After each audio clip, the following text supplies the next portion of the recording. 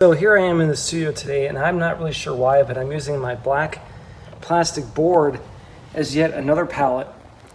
What am I thinking? Like I'm running out of palettes, I'm running out of space, so I'm using different colors. I just threw it on that palette, and I'm using it. It's not the best thing in the world because it's black. Not a good idea. Now working on a full sheet batik 24 by 36 of Korv wrap in Mount Ararat in Armenia, and the mountain is starting to form right there. So I masked off those sections. This is my second layer of color. This is my second layer of waxing also. This is going to dry about 60% lighter. It's really hard to see what it's going to look like. Going for lots of warm colors with some blues thrown in there in some different places. So we'll see how this turns out.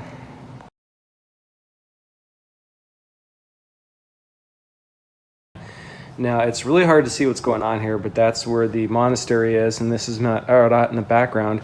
This is 90% all covered with wax, and at this point in time, what I have to do now is you can see where the wax is or isn't placed, and I need to get some of my darker darks into here, but this is where I like to come into here also with some opaque paints and bring back some of the highlights. What you can do is come into here with something that has, titanium white in it, Chinese white, PW6, PW4, and start dropping in some highlights to bring things back a little bit, and that's going to give you a softer edge, because wherever the wax is, it's going to give you a hard edge.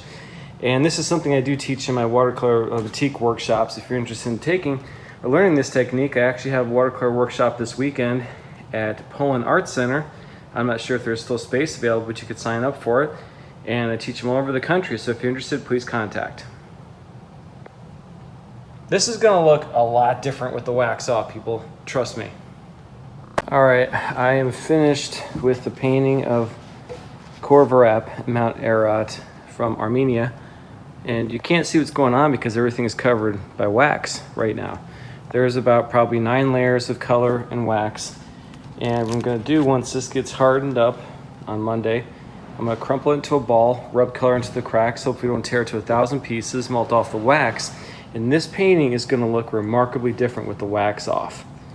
I think this is gonna be a pretty decent painting. I'm happy with it so far. I like the colors and the values. It's gonna be some weird colors. I was using a bunch of My Merry Blue paints that I haven't used in years, so I just threw down a bunch of those and just was messing around with that. And then I have another one on the floor going too. That's gonna take a little bit longer than this one. I'll work on that later. I'm too tired right now.